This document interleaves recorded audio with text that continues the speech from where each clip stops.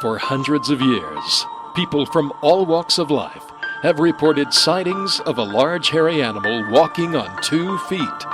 The scientific community has dismissed these sightings as hoaxes, hallucinations, or misidentified bears.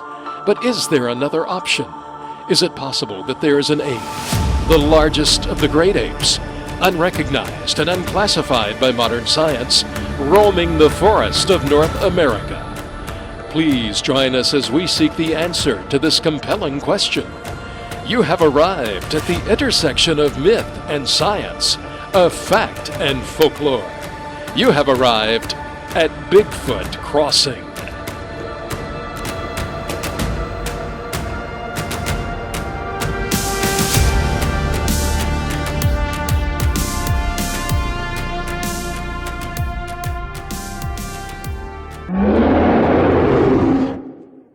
Good afternoon, friends and neighbors. You have indeed arrived at Bigfoot Crossing, brought to you today by the good folks at thinkbeforeyouDrink.us. And we're so glad you are here.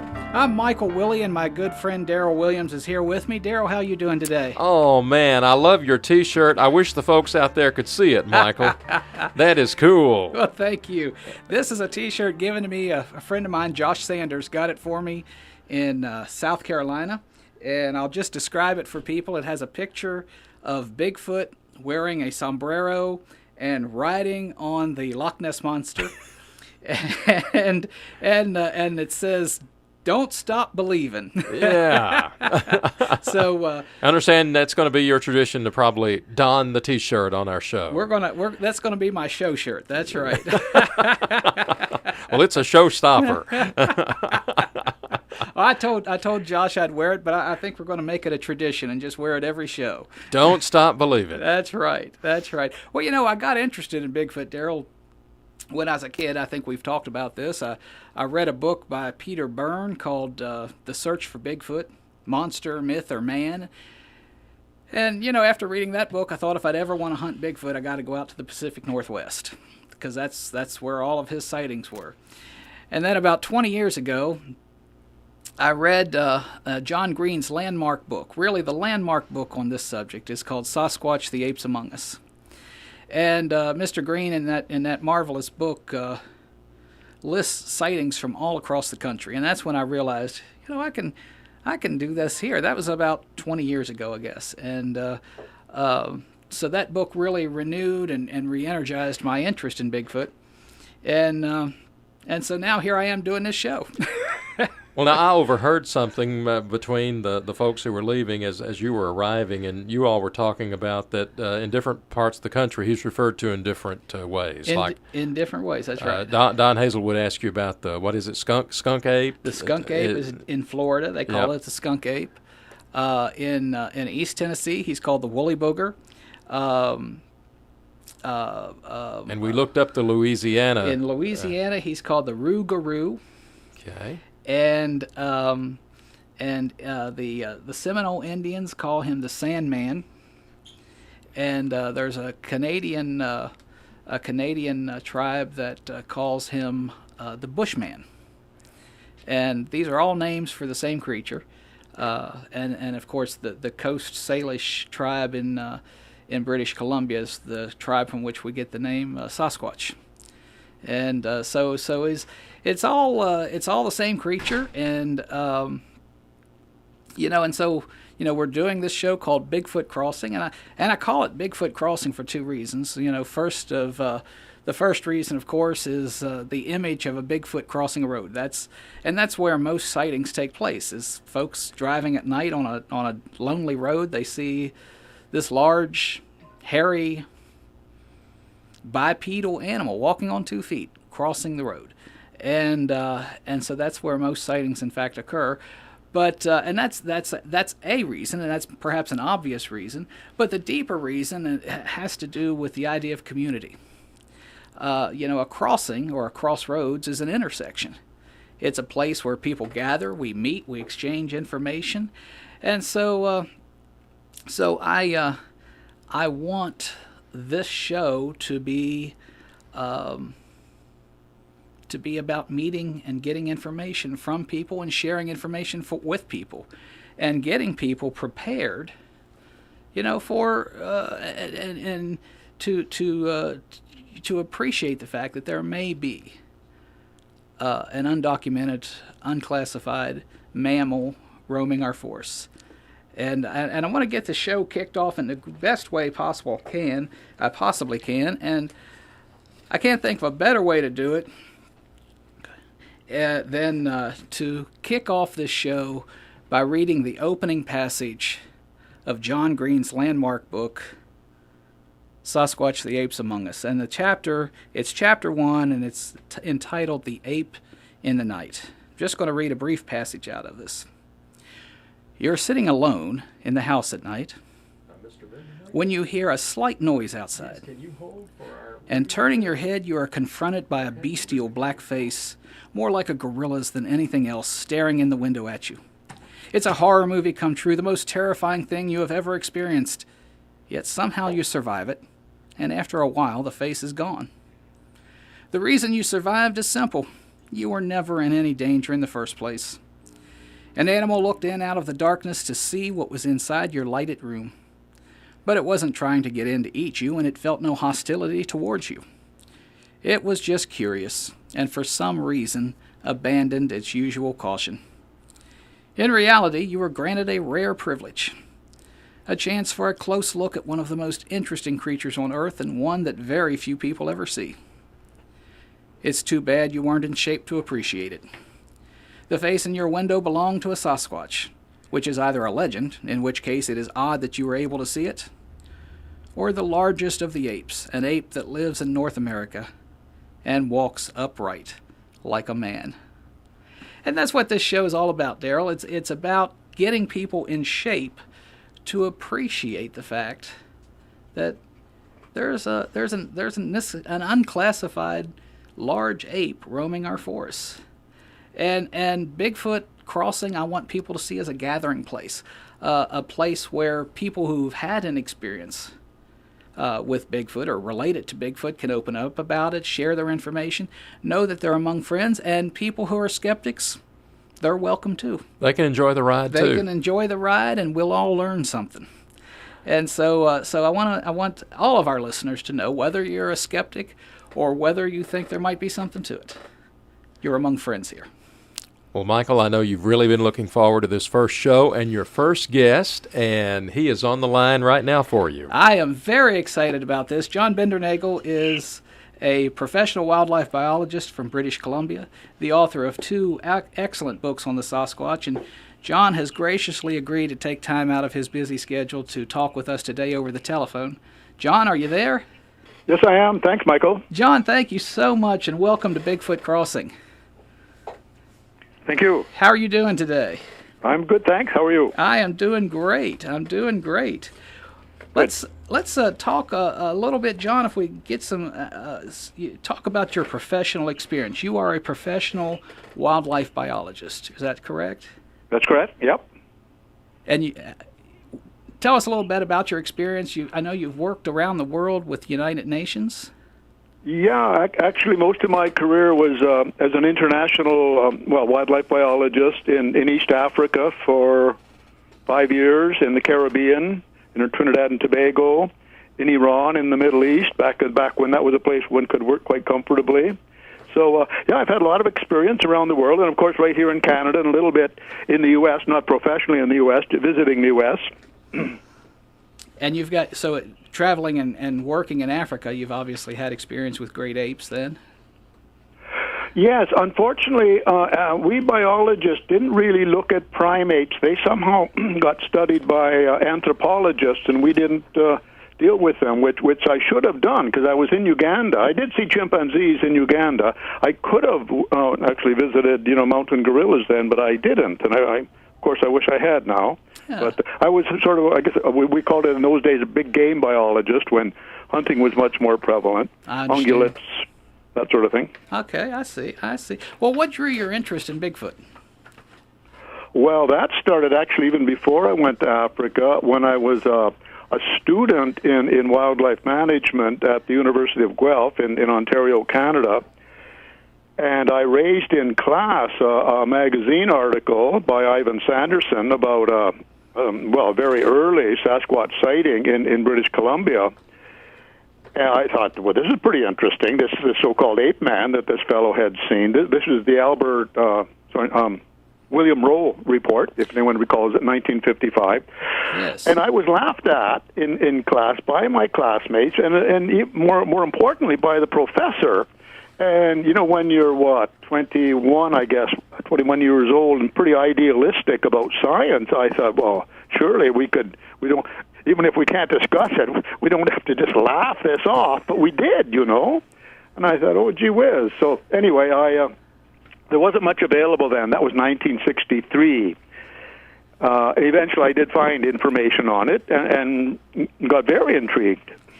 Yeah, that's unfortunate because people in general tend to look at scientists and professors as these sort of heroes in lab coats searching for the truth. But that's not always the case, is it? Well, no, you know, and I've been naive really right up until recent years in my second book, because I still keep deferring to my, you know, scientific colleagues, and I've been very deferential to them, you know, kind of understanding their resistance to discussing the discovery, their resistance to scrutinizing the evidence. But now, at 75 years of age, and with over 50 years of Sasquatch research, I'm quite disappointed in them. I think by now they should have opened up at least a little bit, and I'm still not seeing it, and that's, well, disappointing to say the least. It is, and these are the people who sort of either directly or indirectly have a great deal of influence over the way of thinking for laymen. I mean, when a scientist says, "Oh, that's just a mythical beast," what do you tell the person who saw it?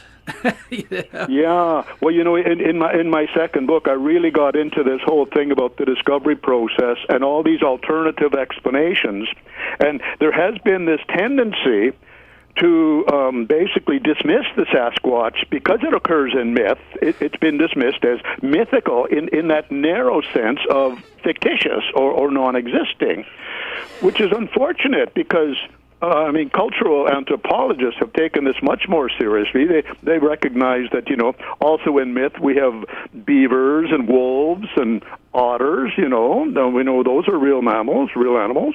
Exactly. So there's a lot of information in myth, and there was a bit of a movement among some anthropologists. It's called TEK, Traditional Ecological Knowledge, where we may, if we're willing to really examine myth closely, find some very important information being explained there and passed on as oral history by Aboriginal people, both here in Canada and in the U.S.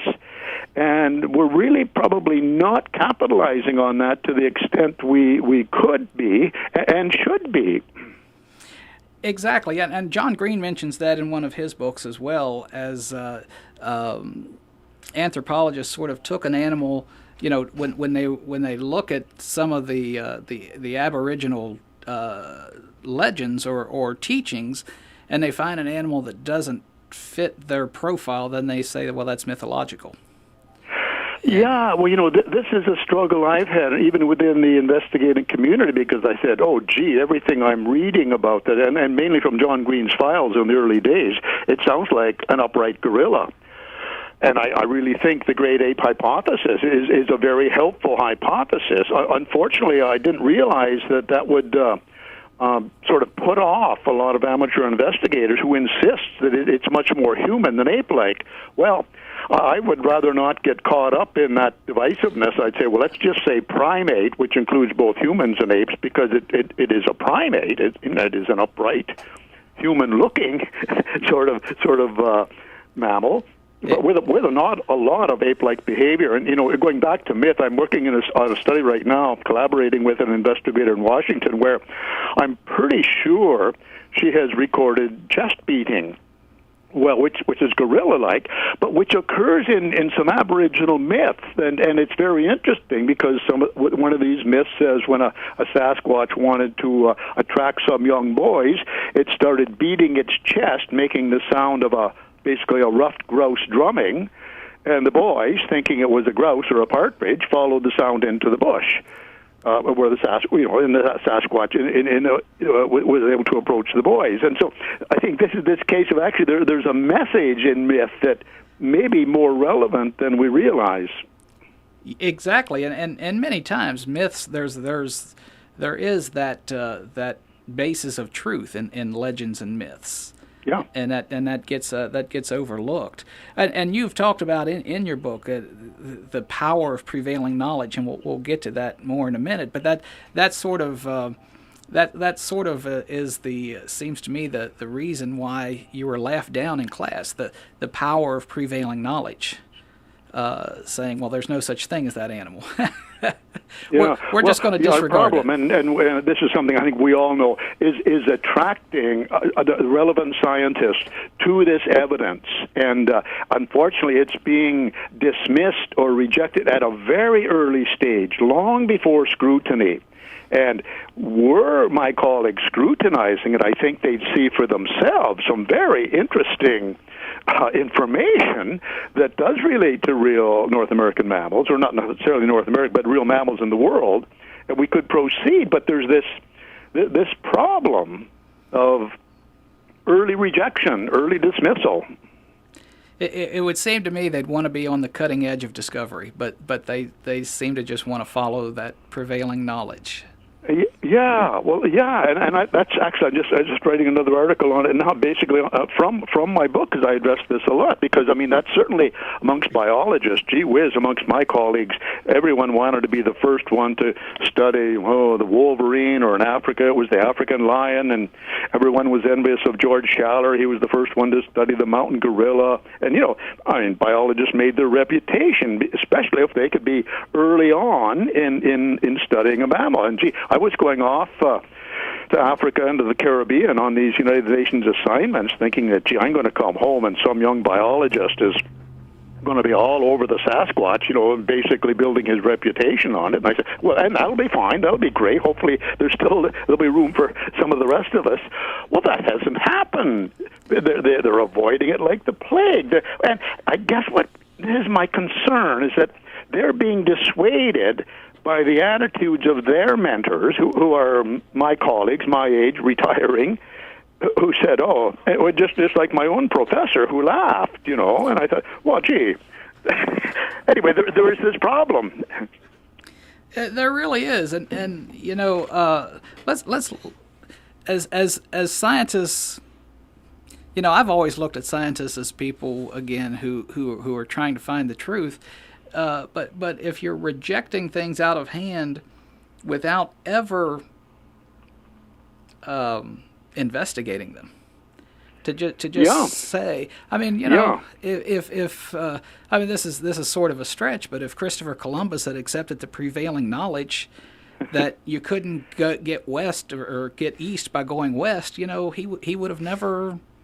He would have never landed in America, or on El Salvador, I guess. But it is important. Yeah, no, I mean, the more one studies it, the more it appears to be absolutely bizarre. And I was at a conference last year, and someone there said, why are scientists squandering their good reputation by failing to examine this evidence we're trying to bring to their attention? I thought, well, that's pretty strong language. I wouldn't use that language. I might feel that way. But anyway, this came from an investigator. Interesting. Well, let's talk about your books here. You have written two marvelous books, North America's Great Ape, the Sasquatch, and that's more of a field guide. Am I correct? Yeah, it's something like that. I certainly have field guide drawings in it, and it was just I thought I was really this was way back in 1998, and I thought I was doing a real service by pulling together anatomy of the Sasquatch from various reports and the Patterson film, behavior of the Sasquatch, elements of behavior from various reports, quite a bit of ecology, a whole list of food habits. And, comparing these, with some great ape behavior and great ape anatomy and human anatomy, and saying, I think, we can actually make sense of the Sasquatch. This is not the the mysterious monster that we had in the literature from the early years when we couldn't categorize it. I'm saying no, we can give it an approximate categorization among primates, and so that would I thought I really did something worthwhile there. Well, you absolutely did. But then what happened by 4 years, I couldn't get it reviewed. There was no response from my colleagues. Amateur investigators were interested, members of the public, but I thought, so then that's when I sort of, figured out that I had been describing the anatomy and behavior of a mammal not yet discovered. So then I said, let's look at the discovery process. And so that's what the second book really addresses, the discovery process with regard to the Sasquatch. And it might be a bit provocative, but I implied, if I didn't actually conclude, that the Sasquatch has been discovered, but it's been a case of individual people who see one clearly, having discovered it for himself or for herself, but not getting any affirmation of that. It's not moving on to acknowledgement in the scientific community or even being discussed. So I really got onto this thing about scientific resistance. Why is this still a scientifically taboo subject? Exactly. There, you would think there would be some level of curiosity about this, if professional curiosity. I've got John Green's first book here, The Sasquatch File, and I saw an interesting quote in here, and I guess it's in the introduction. And Mr. Green writes, "The investigation is still largely in the hands of untrained amateurs, with little indication of much change until the day when the scientific establishment is presented with a Sasquatch in the flesh, at which time we will no doubt learn that thousands of leading anthropologists and zoologists have been on our side all along and are ready to tell the world all about it." Yeah. That seems... Well, obviously, John is sounding a bit cynical there, but I mean, one couldn't blame him, because even by then, when was that first book? That was, 1968, 1969?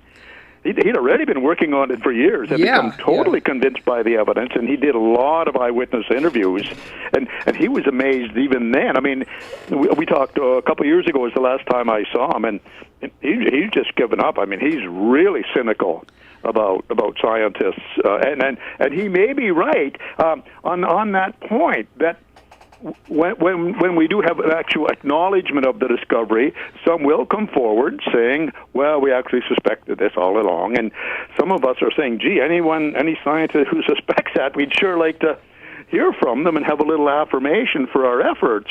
Yeah, a little anyway, little good encouragement point, from your professional colleagues would go a long way. Yeah, it would. It would. Just collegiality, just being able to discuss, say, some of this behavior I'm working on now, and I, like I mentioned, I'm working on some recordings that I think will turn out to be chest beating. Well, I mean, that just sounds like a person is so far ahead of himself. It sounds delusional. You're talking about chest beating. We don't even know if this darn thing exists.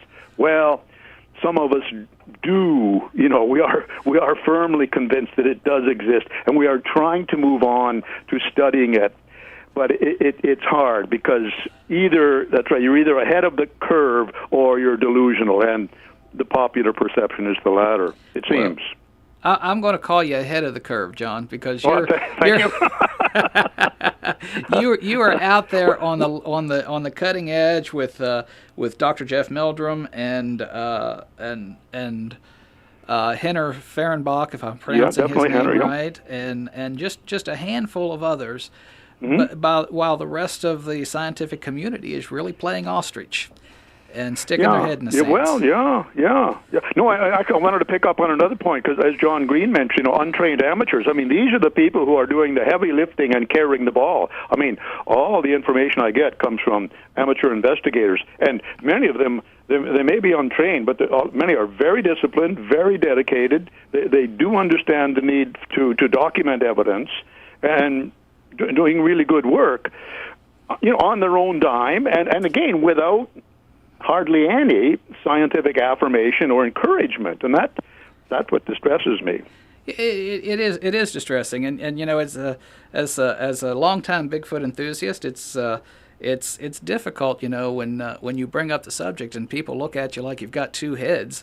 But the encouragement is there in your books and Mr. Green's books, and we know we know we're not delusional. No. And, yeah, that's right. We do.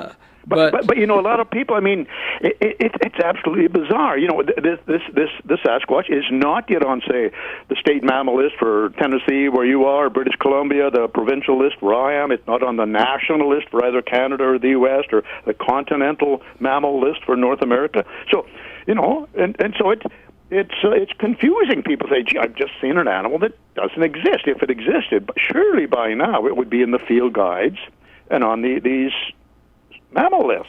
So there's this problem saying, gee, maybe it was a bear on its hind legs, but no way was that a bear. You know, so people are second guessing themselves, and then of course they go and talk to some friends, and there'll be some joke saying, yeah, you were on the way home from the pub when you saw it, right? Ha ha ha. And then you start saying ha ha ha, and I'm not going to talk about it again. Exactly. So it really has a chilling effect. It really effect. is impeding the whole discovery process, this situation. It is, and I love your book, The Discovery of the Sasquatch, because I really see it as sort of an indictment of the scientific community for ignoring the evidence that's there. Yeah, well, thank you. I'm trying to be very careful. I'm not trying. You know, I want to communicate with my colleagues. I want to attract their attention, so I'm always deferring to them, saying, yeah, some of the resistance is justifiable, and so I'm really saying I'm trying to understand this unwillingness of them to sort of come aboard, so to speak. Well, I guess you can understand from a professional standpoint folks who are maybe a little hesitant because there's not been a specimen provided, and you know. And I think you and I have talked about it in the past, this unfortunate tabloid reputation that Bigfoot has. So I can sort of understand why people would be a little hesitant, but when you look at the hundreds, if not thousands, of reports that come in every year from all over the nation, how many more do you think there are that go unreported because of that chilling effect? Mm-hmm. You know, I mean, just think about that. People who see one who say, "Well, gosh, I'm not going to say anything about that. People think I'm crazy." Yeah. Well, you see, this is something I'm kind of working on now in my writing right now. It's kind of how this builds. People start assuming that everyone has dismissed this, where in fact, and Jeff Meldrum has evidence of this, that he feels that there are a lot of sort of colleagues out there, scientific colleagues, with an undisclosed interest, just kind of sitting and waiting, you know, for more evidence, you know. Okay.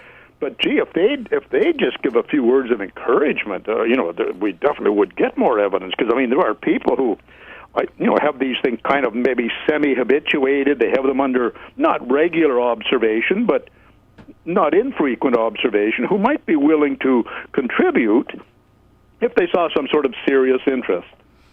Right, and you mentioned William Rowe earlier. I believe he didn't tell a whole lot of people about his sighting because of the reaction that he got.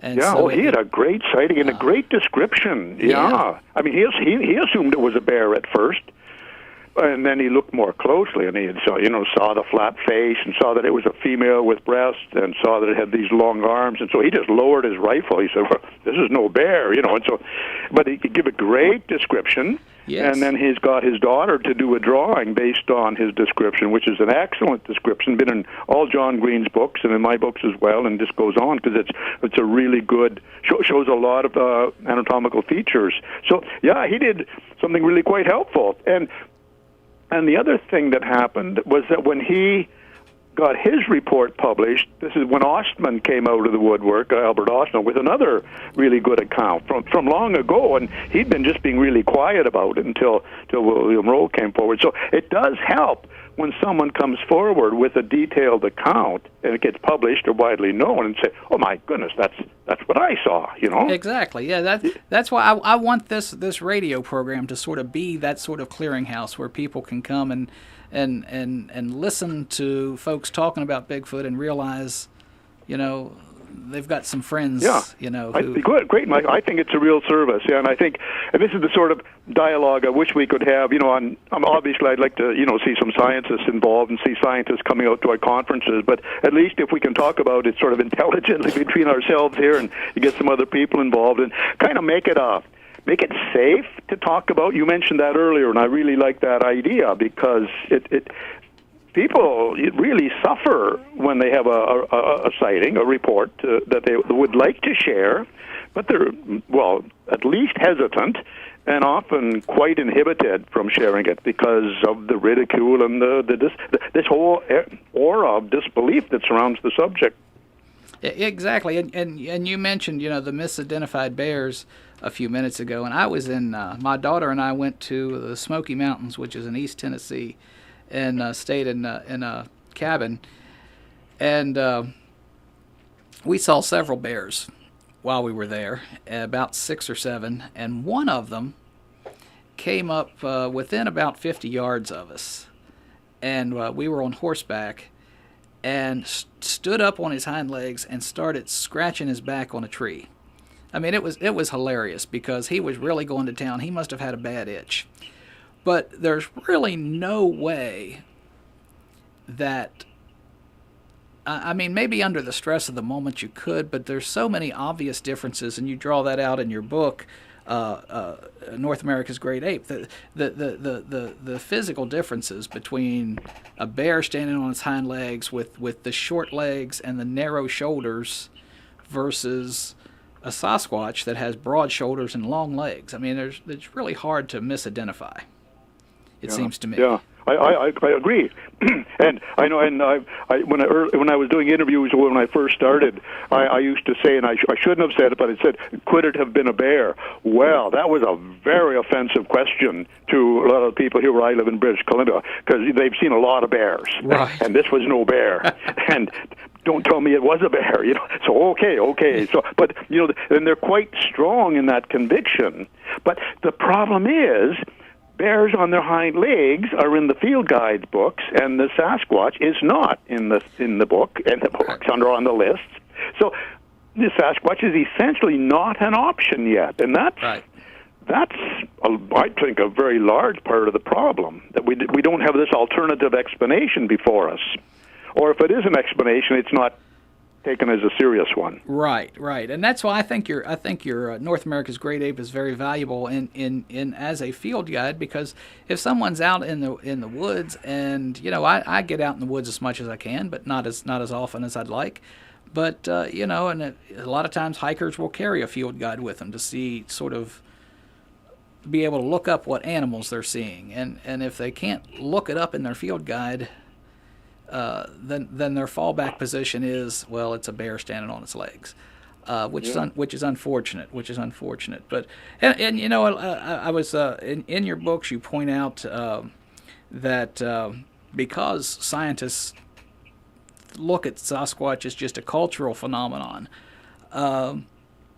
they reject the sightings as either a hoax or a hallucination. Also, in addition to the misidentified bear. And I'm just going to read a quote from your book because I absolutely love it. It really answers the question of why all Sasquatch sightings are not hoaxes. And this is from page 27, I believe, 27 and 28 of your book. And you write here, it says, "But let us look at what would be entailed in explaining all Sasquatch reports as hoaxes. Published Sasquatch reports in North America date from the 1840s and continue up to the present. They have come from the West Coast, extending from California to Alaska, but also from most states and provinces in central, eastern, and southern North America. Sasquatch Trails, a trail is a series or a line of tracks, have been followed for several miles in the snow. Trails in soil show the characteristic huge footprints, long strides, and impressions sufficiently deep to indicate great weight. Explaining the tracks and trails with a human hoaxer requires the requirement of tall, powerful athletes able to maintain yard-and-a-half steps up steep embankments carrying over 200 pounds while wearing false feet capable of flexing from step to step. Explaining the activities attributed to Sasquatches requires athletes able and willing to throw logs and stumps with ease and spend interminable lengths of time on remote islands waiting for clam diggers or other humans to chance by. These athletes must also camp out undetected in remote mountainous areas, ready to scream and bellow for prolonged periods when a logging operation starts up. To explain the consistencies of Sasquatch appearance, anatomy, gait, vocalization, and behavior discussed in this book requires truly enviable levels of dedication, scholarship, motivation, and organization with an equally impressive level of funding. There's just no way that you can just dismiss all Sasquatch reports as a hoax. Yeah. I mean, is that... yeah, I mean, that's right. I think it's a very strong argument, but one even hardly ever gets a chance to make that argument. You know, it's kind of like, it seems more plausible that there's someone in a fur suit and there's a real animal that somehow has not made it onto our mammal list. Yeah. So I'm actually working on it, and there is a chapter in the book and this thing about plausibility. Well, just because something seems implausible doesn't mean we should be throwing it out. It means it still may warrant investigation. Yeah. Anyway. Yeah. You got it. Yeah. Well, you wrote that, so I read it for the benefit of our listening audience more. But I want folks to understand that not every sighting, is a hoaxer, because I mean certainly there have been hoaxes, and that impedes the process of discovery as well. But just because there's been one hoax doesn't mean there's been one gigantic worldwide hoax. I look back at, I think David Thompson was a Canadian map maker, I believe, and he actually mapped out a lot of the area that Lewis and Clark explored, and he found footprints in the snow of a large upright animal, and his Indian guides would not let him follow it because they weren't going to go with him. And my thought then was, well, who was the guy standing around with false feet on in the 1800s making those footprints for David Thompson to see? It just, yeah. The answer is obvious, but anyhow. So let me move on quickly. We've got just a few minutes left. I want to talk about your field work. You are doing some work with recorders and recording vocalizations and sounds. All right. Well, I don't know if this is going to work out or not, but it's a really interesting area. Like, I find the track evidence pretty compelling because when looked at closely, they really do differ from large human tracks and other tracks. But we've kind of worked that one as far as we can and can't get any more attention there. Vocalizations are interesting because I'm working with a Washington person here who's very good at making spectrograms of various vocalizations. And if you have we have calls, vocalizations, loud, wailing vocalizations in the night, we recorded. And if a human does that same vocalization, the sound signature in a spectrogram is really quite different. And so this is really pretty interesting. And there's a real established science around wildlife vocalizations, acoustics. Like the birders have been doing it for a long time, mm-hmm. and it's pretty well understood whether you have harmonics or not, and with the frequency range and that sort of thing. So I think there's hope here. I mean, I'm not sure it's going to be very convincing, but at least with some of the sound stuff, you can actually play a recording, in a conference hall and say, and it seems very prolonged. It's not a wolf, it's not a coyote, or doesn't appear to be a wolf or a coyote.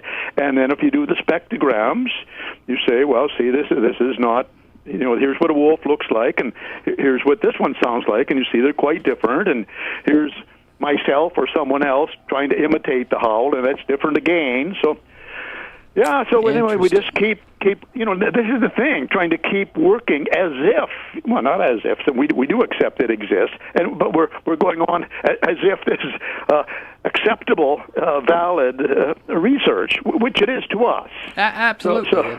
Yeah. And it ought to be, as we've been talking about, to any scientist who's got an ounce of scientific curiosity. But that's fascinating because there is actually a difference then on a spectrogram between a human doing a howl and howls that have been recorded. Yeah. Now, see, I'm really not the guy to be talking about this, partly because my hearing is pretty bad, and I'm really on this steep learning curve right now about spectrograms. But there are people around who are very knowledgeable, and it's David Ellis there in Washington that I'm working with mainly, and also Paul Graves down there, and they've been doing this for a long time, are familiar with the software, and really good at interpreting it. So I'm learning. Okay, I understand. I think it's a very fruitful area. Well, it sure sounds like it. It sure sounds like it. And so, what about the chest beating that you've recorded? Where was that recorded? If you can say. Sorry, which recording is this? The chest beating. I'm sorry. Did you say the chest beating? Chest pounding. Yes. Oh, yeah, that's in the Cascades of Washington.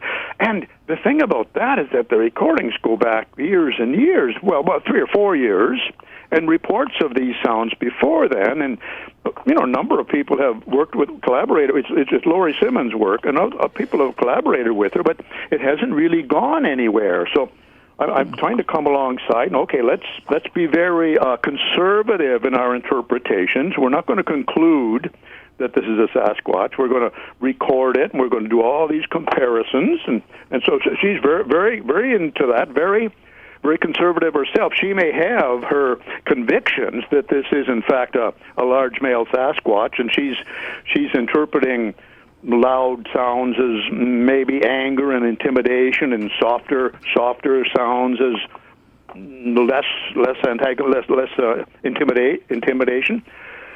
Good, but at least there is something to record, and then once it's recorded, we can get good analysis. So, so we'll see. It's early for me. It's early days yet, and there is this thing, confirmation bias, and it does keep coming up, saying, "Whoa, there's nothing that we know in our books that humans and other mammals that can do that." Well, let's make those comparisons and rule out everything else. And then we'll see. Yeah. So that's sort of where I'm coming from. That sounds like a very promising thing, and I remember something that I've read somewhere or saw on TV, and I can't remember what it was, but it was basically saying that if you rule out everything else, whatever's left, however implausible, has to be the truth. And when you rule out misidentified bears and hoaxes and hallucinations, and however implausible it seems to people, the truth is, there's an unclassified animal, an unclassified mammal roaming our woods. And science is ignoring it, and that's a shame. Yeah.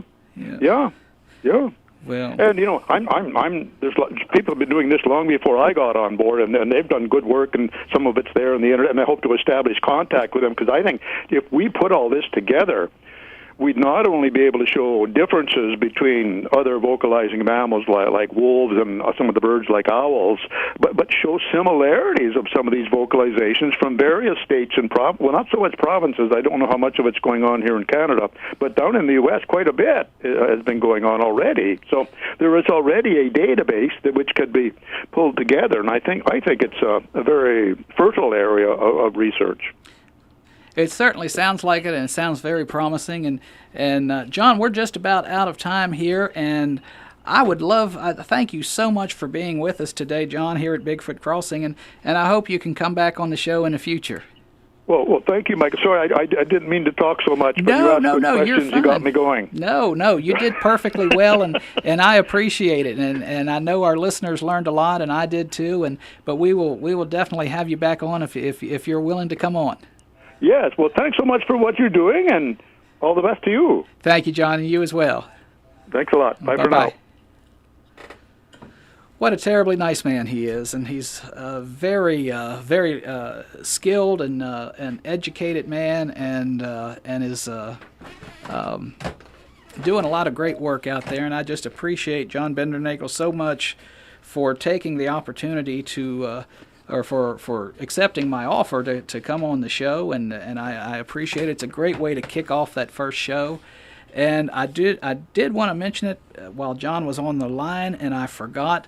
But if you are interested in acquiring John's books, they're available on Amazon.com, but they're also available on his website, which is BigfootBiologist.org, BigfootBiologist.org. And the first one is called North America's Great Ape, the Sasquatch. And then the second one is called The Discovery of the Sasquatch, Reconciling Culture, History, and Science in the Discovery Process. And it really is an interest. They're both fascinating books, but the Discovery of the Sasquatch is really, Daryl, just an interesting book because it shows how what John calls the power of prevailing knowledge can sort of impede that discovery process, and makes it difficult for discoveries to be acknowledged by science. And if science doesn't acknowledge it, then it's hard to get it in textbooks.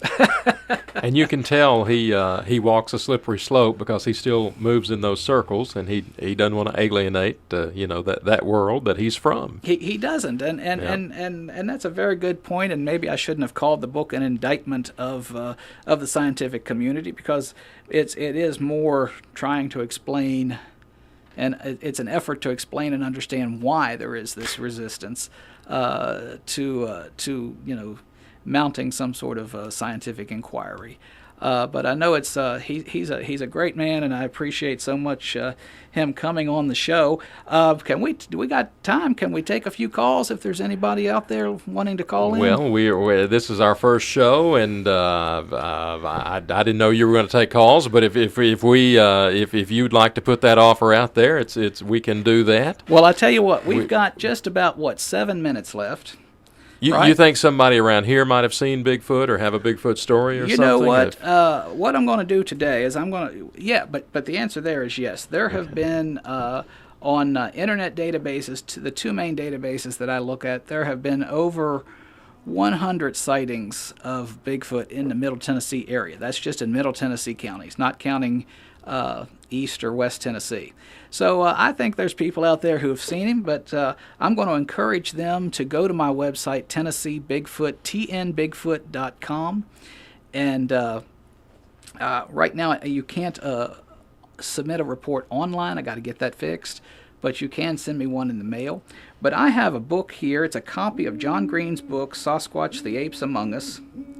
And we'll offer this to... We're going to give away a prize? We're going to give away a prize. Okay. What do you think? Say caller number 75. We want this person to really want the book. We want them to really want this book. The 75th caller, huh? Can we get 75 calls in 5 minutes? Or, some number between 0 and 75. Yeah. What number you think? Well, we'll, just give us a call. The number is 615-794-1950, and Michael Willie has a complimentary book from... How many Bigfoot books do you have, Michael? I bet you have a whole wing of your personal library that is dedicated to Bigfoot. I have a pretty good library. I own John Green, and I mentioned John Green several times during the show, and I should probably discuss John Green. In the 1950s, John Green, who is a Canadian journalist, and he owned a newspaper in Harrison Hot Springs in British Columbia, and he became familiar with the Sasquatch because they were printing articles about sightings up there. And so he started going out and looking at some of the evidence and became convinced that there was evidence that supported at least investigating to see if there is perhaps an unknown mammal walking the woods. And so that was in the 1950s. And John has written, I think, 5 books. The landmark book in his series of books is called Sasquatch, the Apes Among Us, and it highlights reports from every state in the United States, most states in the United States. And Tennessee is in here. When I first found this book in the Nashville Public Library, I checked it out, and when I got to the section on Tennessee, somebody had torn the pages out. I've heard this story before. Yeah. So I went and checked the second copy out and made copies of those pages and put them in that book. And long story short, the library was going to discard that copy with the torn pages. And honestly, it wasn't me that tore the pages out. I was so angry when I saw that. because I'd read this whole book and got to Tennessee and they were just gone. So the library actually allowed me to keep the book. Yeah. So I have a copy of that, but this is a copy of the reprint, and it's a great book. It presents the information, and John doesn't try to convince anybody. He just presents the evidence, and it's a really good book. Well, we are running out of time. Could we give away some? Could we give away some prizes on the show in the future, and maybe have some Bigfoot trivia or something? And, absolutely. And Bigfoot trivia. That's a great. And maybe that's a great idea. have some giveaways as a part of this series. We absolutely will. I have Hancock House Publishers is one of my sponsors, and they have provided me. They are the home of cryptozoology books and have published a number of titles, including all of John Green's books. And so they have given me a box of books that I can give away on this show. We're looking forward to it. And Michael, thank you for being with us. Appreciate your phone call today to British Columbia. British Columbia, Dr. John BIndernagel. We'll have some more guests, and as we don't stop believing, that's and right. Continue our search. Michael, anything else this morning or this afternoon? Just have a great day, and thank you all for tuning in.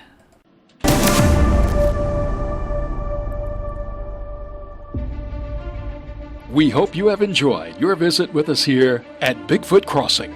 The internet home for Bigfoot Crossing can be found at www.bigfootcrossing.net. Michael Willey's website, Bigfoot in Tennessee, can be found at www.tnbigfoot.net. Please follow us on Facebook at Bigfoot Tennessee. You can also follow Michael Willey on Twitter. His handle is at Michael B. Willey. Each episode of Bigfoot Crossing is posted to the Bigfoot Crossing YouTube channel.